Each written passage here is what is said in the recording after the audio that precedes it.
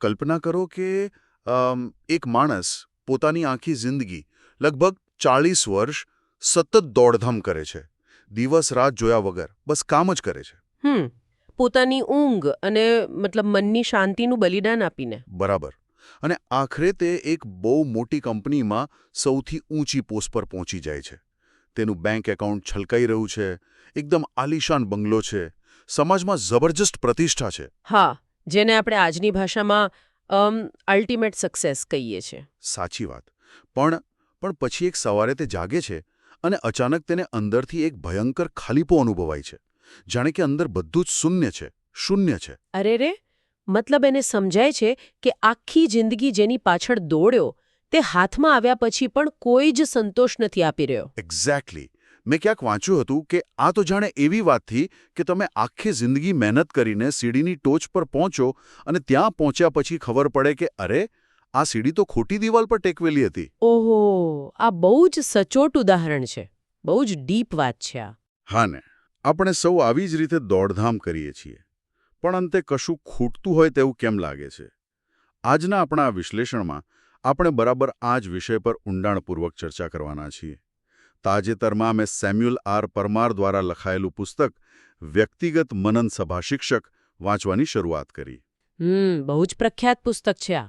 હા, અને ખાસ કરીને આ પુસ્તકના પ્રારંભિક પાનાઓમાં, એટલે કે પેજ નંબર 4 થી 7 વચ્ચે એક પ્રાચીન લખાણનો એટલો સચોટ અને ગહન પરિચય આપ્યો છે કે તે વાંચીને મનમાં ખરેખર ઝબકારો થઈ જાય. આજે આપણે એ જ સમજવાનો પ્રયાસ કરીશું કે બધું જ મેળવી લીધા પછી પણ માણસ કેમ અધૂરો રહી જાય છે. આધુનિક સમયમાં આમ જોઈએ તો આનાથી વધુ સળગતો પ્રશ્ન બીજો કોઈ હોઈ જ ન શકે. બિલકુલ. કારણ કે આપણે એક એવા સમાજમાં જીવીએ છીએ જ્યાં સફળતાનો અર્થ માત્ર ને માત્ર ભૌતિક સંપત્તિ અને હોદ્દાઓ પૂરતો સીમિત થઈ ગયો છે. આપણે બધા એક એવી રેસમાં દોડી રહ્યા છીએ જેની અંતિમ ફિનિશ લાઇન ક્યાં છે તે કોઈને ખબર જ નથી. કોઈને નથી ખબર, બસ દોડ્યા જ કરવાનું. અને આ જ કારણ છે કે આપણે આજે જે સ્ત્રોતની વાત કરી રહ્યા છે, એટલે કે સભા શિક્ષકનું પુસ્તક, તે હજારો વર્ષ જૂનું હોવા છતાં જાણે કે આજના આધુનિક સમયના કોઈ માણસની મનની વ્યથા વર્ણવતું હોય તેવું લાગે છે. તે આપણને અટકવા મજબૂર કરે છે. હા, પણ એ શરૂઆતમાં જ એક શબ્દ આવે છે જેણે મારું બહુ ધ્યાન ખેંચ્યું. આપણે સામાન્ય રીતે આ પુસ્તકને સભા શિક્ષક કહીએ છીએ, પણ પુસ્તકમાં પેજ નંબર 4 પર સ્પષ્ટ લખ્યું છે કે મૂળ સ્ત્રોતમાં કોહેલેત શબ્દનો ઉલ્લેખ છે. તો આ કોહેલેત નામ પાછળનો આખો ઇતિહાસ શું છે? કારણ કે જો આપણે કોઈ વસ્તુને ઊંડાણથી સમજવી હોય તો મને લાગે છે કે તેની શરૂઆત તેના નામથી જ કરવી પડે. ચોક્કસ. અને બહુ રસપ્રદ બાબત એ છે કે હિબ્રુ લખાણમાં સભા શિક્ષક શબ્દનો ઉપયોગ સીધા શીર્ષક તરીકે ક્યાંય નથી થયો. વાસ્તવમાં આ પુસ્તકની શરૂઆત એક વાક્યથી થાય છે જેમાં કોહેલેત શબ્દ છે. ઓહ, એટલે એ મૂળ શીર્ષક નહોતું? ના, એક કોઈ ટાઇટલ નહોતું. કોહેલેત શબ્દનું મૂળ કહલ શબ્દ પરથી આવ્યું છે, જેનો અર્થ થાય છે ભેગા થવું અથવા એકત્ર થવું. અચ્છા. એટલે વિદ્વાનો એમ માને છે કે આ કોઈ વ્યક્તિનો જન્મનું નામ નથી, પણ આ એક પદવી છે, જાણે કે એક ભૂમિકા છે. એક એવો માણસ જે લોકોને કંઈક ગહન વાત સમજાવવા માટે, જીવનના અર્થ વિશે વાત કરવા માટે ભેગા કરે છે. એટલે કે કોઈ નામચીન વક્તા કે શિક્ષક જેવું કંઈક, લોકોનો સંયોજક. બિલકુલ. એક વિચારશીલ માર્ગદર્શક જે સમુદાયને ભેગો કરે છે. પણ તો પછી આ કોહેલેત પરથી આજના સમયનો સભા શિક્ષક શબ્દ કેવી રીતે આવ્યો? એ સફર કેવી રીતે થઈ? એની પાછળ એક બહુ ઐતિહાસિક કારણ છે. જ્યારે ઈસા પૂર્વે 3જી સદીમાં હિબ્રુ શાસ્ત્રોનું ગ્રીક ભાષામાં ભાષાંતર કરવામાં આવ્યો, જેને સેપ્ટુઅજિન્ટ કહેવાય છે, રાઈટ? હા, એક્ઝેક્ટલી. તો એ સેપ્ટુએજન્ટમાં આ કોહેલેત શબ્દનો અનુવાદ ગ્રીક શબ્દ એક્લેસિયાસત્સ તરીકે થયો. હવે આ ભાષાંતર એટલા માટે મહત્વનું છે કારણ કે ગ્રીકમાં એક્લેસિયાનો અર્થ માત્ર ભેગા થવું એવો નથી થતો. તો શું થાય છે? તેનો અર્થ થાય છે કોઈ ચોક્કસ હેતુ માટે સમુદાય તરીકે ભેગા થવું. ઓહ વાહ! એટલે કે આ લેખક માત્ર પોતાની ડાયરીમાં પોતાની નિરાશા કે બળાપો નથી કાઢી રહ્યો. ના, જરાય નહીં. તે સભાનપણે એક સમુદાયને ભેગો કરીને જીવનના અર્થને શોધવા માટેની એક સામૂહિક ચર્ચા ઊભી કરવા માંગે છે. અને એ જ ગ્રીક શબ્દ પરથી ગુજરાતીમાં સભા શિક્ષક અથવા ઉપદેશક શબ્દ આવ્યો છે. થોબો મને અહીં એક બહુ મોટો પ્રશ્ન થાય છે. હા, પૂછો ને. જો આ કોહેલેથ એ માત્ર એક ટાઇટલ છે, મતલબ કોઈનું નામ નથી, તો આ લખ્યું કોણે છે? આટલા ગહેન અને ક્યાંક ને ક્યાંક નિરાશાજનક વિકારો કોઈ સામાન્ય નિષ્ફળ માણસે તો નહીં જ લખ્યા હોય ને? ના, આ લખાણ કોઈ એવા માણસનું નથી જે જિંદગીમાં નિષ્ફળ ગયો હોય કે જેને કશું મળ્યું ન હોય. હકીકતમાં સેમ્યુઅલ પરમારના પુસ્તકમાં બહુ સરસ રીતે સમજાવ્યું છે કે અંદર વર્ણવેલી વિગતો કોની તરફ ઇશારો કરે છે. કેવી વિગતો? જેમ કે યરુશાલેમના રાજા હોવું, અસાધારણ જ્ઞાન ધરાવવું, અતુલ્ય સંપત્તિ હોવી અને બહુ જ મોટા બાંધકામો કરવા. આ બધું જ ઇતિહાસમાં માત્ર ને માત્ર એક જ વ્યક્તિ તરફ આંગળી ચીંધે છે, અને તે છે રાજા સુલેમાન. રાજા સુલેમાન? શું વાત કરો છો? એટલે કે બાઇબલના ઇતિહાસનો સૌથી સમૃદ્ધ અને સૌથી જ્ઞાની રાજા? હા, એ જ. પણ મને એક વાત નથી સમજાતી. આપણે જાણીએ છીએ કે સુલેમાન પાસે બધું જ હતું, અઢળક સંપત્તિ, સત્તા, વિશાળ સામ્રાજ્ય. પણ પાછળથી, એટલે કે જીવનના અંત ભાગમાં, તેમણે નૈતિક રીતે બહુ મોટા લોચા માર્યા હતા અને આધ્યાત્મિક પતન તરફ ધકેલાઈ ગયા હતા. સાચી વાત છે. તો પછી આપણે એવા માણસ પાસેથી જીવન જીવવાની સલાહ કેમ લેવી જોઈએ, જેણે પોતાનું જીવન છેલ્લે બગાડી નાખ્યું હોય? મને તો આ થોડું ઢંભ જેવું લાગે છે. જુઓ, આ જ તો આ પુસ્તકની સૌથી મોટી તાકાત છે. આપણે તેમની પાસેથી એટલે શીખવું જોઈએ કારણ કે તેઓ ત્યાં જઈને પાછા આવેલા માણસ છે. એટલે કે બીન ધેર ડન ધેટ. એક્ઝેક્ટલી. આ કોઈ એવા સાધુ કે સંન્યાસીનો ઉપદેશ નથી જેણે ક્યારે સંસાર જોયો જ નથી કે ભોગવ્યો જ નથી. આ એક એવા માણસનો અવાજ છે જેણે દુનિયાના દરેક શિખર સર કર્યા, દરેક ભૌતિક મજા માણી લીધી અને પછી અંતે તેને સમજાયું કે આ બધું જ અંદરથી પોકળ છે. અરે વાહ! હા, જ્યારે આવો માણસ પોતાના પતનની ખાઈમાંથી પાછો ફરીને અનુભવનો નિચોડ આપે છે ને, ત્યારે તેના શબ્દોમાં એક જ્વલંત પ્રામાણિકતા હોય છે. આ સાંભળીને તો મને એવું લાગે છે કે આપણે જાણે કોઈ વ્યક્તિની સોશિયલ મીડિયા પ્રોફાઇલ તેની આખી જિંદગી દરમિયાન સ્ક્રોલ કરીને જોઈ રહ્યા હોઈએ. હા, એવું કહી શકાય. કેવી રીતે? જુઓ, જ્યારે તેઓ યુવાન હતા ત્યારે તેમણે ગીતોનું ગીત લખ્યું, જે એકદમ યુવાનીના રોમાંસ અને ઉત્સાહથી ભરેલું છે, જાણે કે કોઈ કોલેજ ગોઈંગ છોકરાની ઇન્સ્ટાગ્રામ પોસ્ટ્સ. બરાબર. બહુ સરસ કમ્પેરિઝન છે. પછી જ્યારે તેઓ મિડ લાઈફમાં આવ્યા, પરિપક્વ થયા, ત્યારે તેમણે નીતિવચનો લખ્યા, જેમાં કરિયર, ડહાપણ અને સફળતાના નિયમો છે. જાણે કે લિંક્ડઇન પર કોઈ પ્રોફેશનલ એડવાઇસ આપતા હોય. હા, સાવ સાચી વાત. અને છેલ્લે વૃદ્ધાવસ્થામાં જ્યારે બધું જ ભોગવી લીધું, નૈતિક પતન પણ જોયું, ત્યારે તેઓ એક ખુરશી પર બેસીને વિચારે છે કે આ બધી દોડધામનો આખરે અર્થ શું હતો. તમારું આ સોશિયલ મીડિયા ટાઈમલાઈનનું ઉદાહરણ એકદમ સચોટ છે.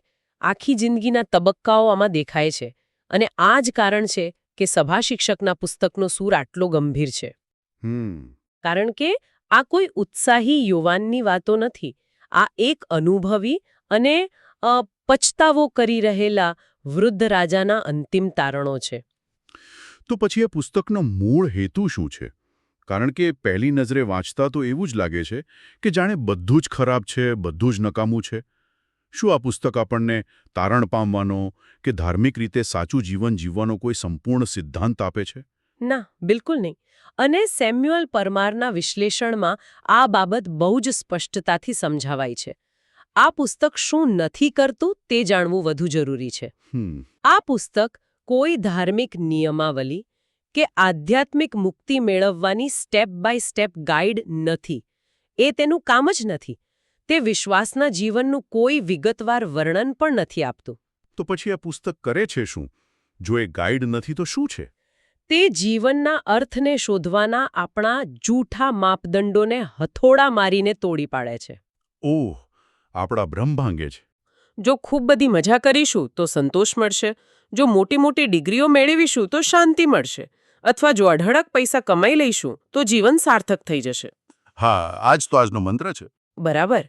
પણ સુલેમાન આ એક માપદંડને પકડે છે અને તેને નિર્દયતાથી ખોટો સાબિત કરે છે. તેઓ સ્પષ્ટ ચેતવણી આપે છે કે જો તમારા જીવનના કેન્દ્રમાં ઈશ્વર નથી તો આ દુનિયાનો કોઈ પણ આનંદ તમને અંતે અંદરથી ખોખલા જ કરી નાખશે. મતલબ ઈશ્વર વગર આનંદ વિનાશક બને છે? એક્ઝેક્ટલી. અને વિશ્વાસ વિના ભેગી કરેલી સંપત્તિ માત્ર શોષણનું સાધન બની જશે. સારાંશ એ જ છે કે જીવન ત્યારે જ અર્થપૂર્ણ બને છે જ્યારે તેના કેન્દ્રમાં ઈશ્વર હોય. એટલે મારો કહેવાનો અર્થ એ છે કે આ જીવન કેવી રીતે જીવવું તેનું સીધું મેન્યુઅલ નથી, પણ જીવનમાં કઈ વસ્તુઓને ભગવાન ન બનાવી દેવી તેની એક ગાઈડબુક છે. 100% સાચી વાત. જ્યારે આપણે કોઈ મોંઘી કાર કે મોટા ઘરને જ આપણું અંતિમ લક્ષ્ય માની લઈએ, ત્યારે આ પુસ્તક આપણને ઢંઢોળીને કહે છે કે ભાઈ, મેં આ બધું જ ટ્રાય કરી લીધું છે, ત્યાં કોઈ જ સંતોષ નથી મળતો. સફળતાના તમામ ખોટા માપદંડોને તે તોડી પાડે છે. બિલકુલ. અને સુલેમાન આ વાત કોઈ નીરસ પ્રોફેસરની જેમ ભાષણ આપીને નથી સમજાવતા.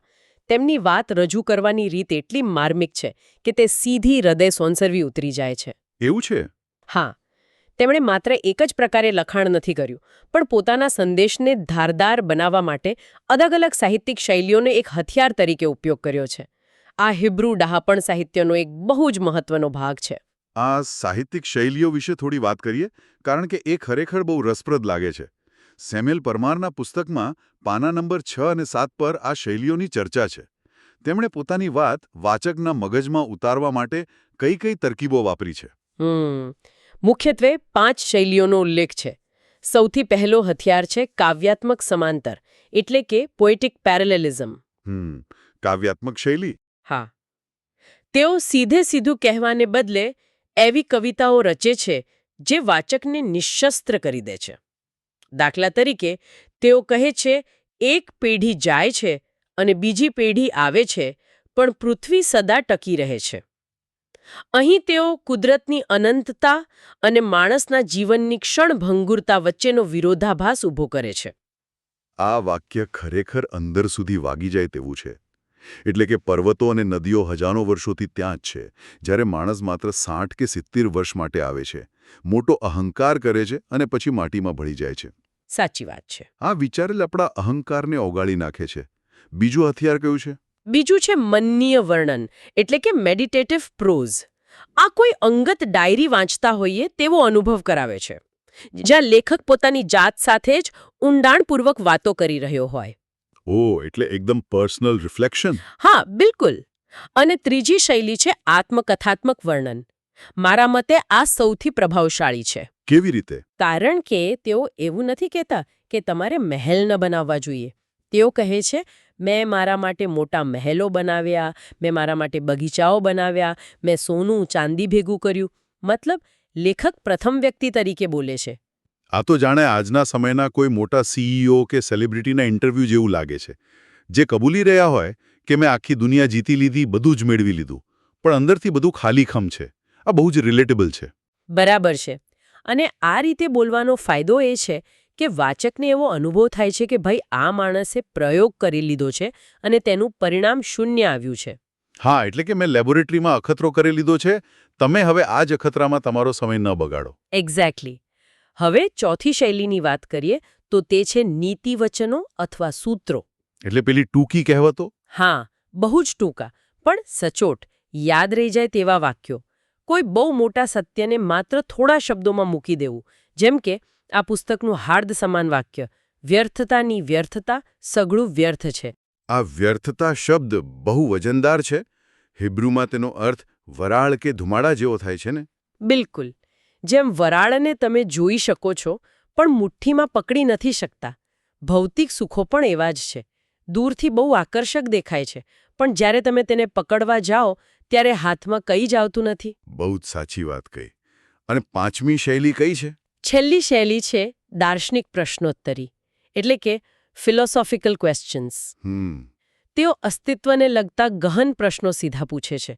જેમ કે, માણસ જિંદગીભર સૂર્ય નીચે આટલી મજૂરી કરે છે, પણ આખરે તેને મળે છે શું? આ બધી શૈલીઓ ભેગી મળીને ખરેખર એક જબરદસ્ત ચિત્ર ઊભું કરે છે. કોઈ કંટાળાજનક ભાષણ નથી, પણ અલગ અલગ રીતે મગજ પર પ્રહાર કરે છે.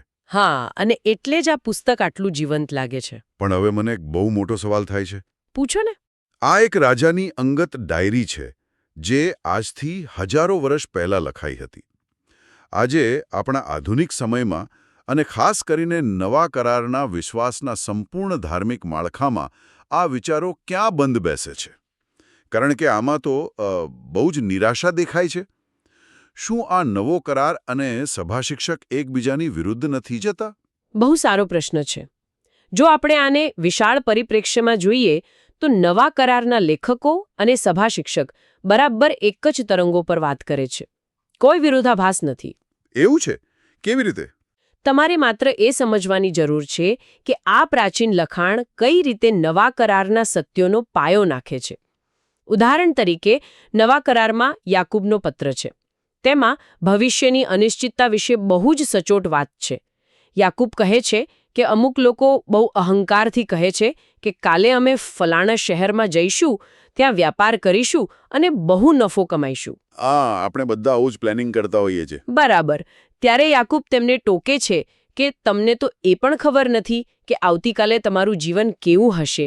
તમે તો માત્ર એક વરાળ છો જે થોડી વાર દેખાય છે અને પછી અદૃશ્ય થઈ જાય છે. અરે, આ તો બરાબર સુલેમાન જેવી જ ભાષા છે. પેલી વરાળ અને વ્યર્થતાની વાત. એક્ઝેક્ટલી. એટલે કે ભવિષ્ય વિશે આપણે જે અહંકાર કરીએ છીએ તે કેટલો મૂર્ખામી ભર્યો છે. અને કદાચ પહેલો યોહાન છે ને, તેમાં પણ કંઈક આવી જ વાત છે ને, દુનિયાવી ઈચ્છાઓ વિશે. હા, એકદમ સાચું યાદ કર્યું.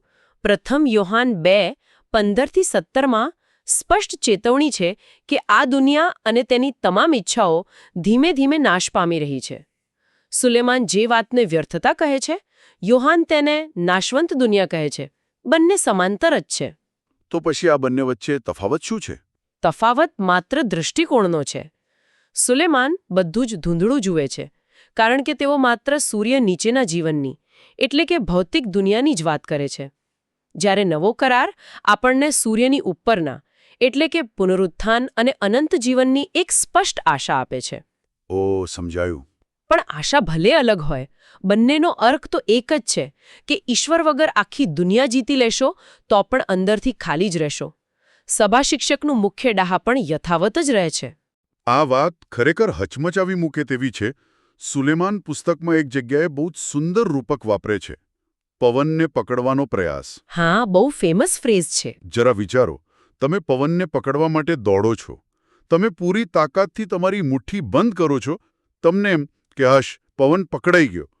પણ જ્યારે તમે મુઠ્ઠી ખોલો છો ત્યારે અંદર શું હોય છે? માત્ર શૂન્યાવકાશ. બિલકુલ. આ પવન પકડવાની પ્રક્રિયામાં તમને કોઈ જ ફાયદો નથી થતો. માત્ર તમે થાકીને લોથપોથ થઈ જાઓ છો. પૈસા, પ્રતિષ્ઠા અને પાવરની પાછળની દોડ બરાબર આ પવન પકડવા જેવી જ શારીરિક અને માનસિક થાક આપનારી પ્રક્રિયા છે. બહુ જ અદ્ભુત રીતે તમે આ વાતને સમજાવી, અને એટલે જ આધુનિક સમયમાં આ પુસ્તકની પ્રસ્તુતતા સૌથી વધારે છે. હા, કારણ કે આજે તો આપણી પાસે બધું જ છે. બરાબર. આજે આપણી પાસે ટેકનોલોજી છે, આર્ટિફિશિયલ ઇન્ટેલિજન્સ છે, આંગળીના ટેરવે દુનિયાભરની અઢળક માહિતી અને સંપત્તિ છે. છતાં જો તમે જુઓ તો ડિપ્રેશન અને ખાલીપાના કિસ્સાઓ આજે સૌથી વધુ છે. સાચી વાત છે. કારણ કે આ બધી જ શોધો અને પ્રગતિ માનવ જીવનના અર્થની સમસ્યા ઉકેલી શક્યા નથી. ટેકનોલોજી આપણને સુવિધા આપી શકે છે, પણ જીવનનો હેતુ નથી આપી શકતી. આ પુસ્તક આપણને આપણી નશ્વરતાનો, આપણી મર્યાદાઓનો સ્વીકાર કરતા શીખવે છે. તે આપણને અહંકારમાંથી મુક્ત કરીને ઈશ્વર પ્રત્યેની આપણી જવાબદારીનું ભાન કરાવે છે. ખરેખર. ભલે આપણે ગમે તેટલી પ્રગતિ કરી લીધી હોય, પણ સૂર્ય નીચેનું જીવન જો ઈશ્વરના કેન્દ્ર વિનાનું હોય તો તે માત્ર ને માત્ર પવનને પકડવા સમાન છે. 100%. તો જો આપણે આખી ચર્ચાને એક દોરામાં પરોવીએ તો આજે આપણે સેમ્યુઅલ આર પરમારના સભા શિક્ષકના પુસ્તક પરિચય પરથી ઘણું બધું શીખ્યા. બિલકુલ. આપણે જાણ્યું કે કોહેલેટ શું છે. એ કોઈ વ્યક્તિ નથી, પણ આપણને સૌને ઢંઢોળવા માટે ભેગા કરનાર એક અવાજ છે. આપણે જોયું કે રાજા સુલેમાનના જીવનના અંતિમ તબક્કાના વિચારો કેવા હતા અને ભૌતિકતા પાછળની આંધળી દોડ કેવી વ્યર્થ છે. અને આપણે એ પણ જોયું કે આ લખાણની અદ્ભુત સાહિત્યિક શૈલીઓ આજના સમયમાં પણ કેટલી પ્રસ્તુત છે. હા, અને સૌથી મોટી વાત એ કે તેઓ આપણને માત્ર નિરાશ નથી કરતા, પણ આપણી આંખ પરથી ભ્રમણાના પડદા હટાવી લે છે, જેથી આપણે ખોટી જગ્યાએ આપણું જીવન રોકાણ કરવાથી બચી જઈએ. એક્ઝેક્ટલી. કારણ કે જીવન માત્ર ત્યારે જ અર્થસભર બને છે જ્યારે આપણા કેન્દ્રમાં ઈશ્વર હોય. બિલકુલ.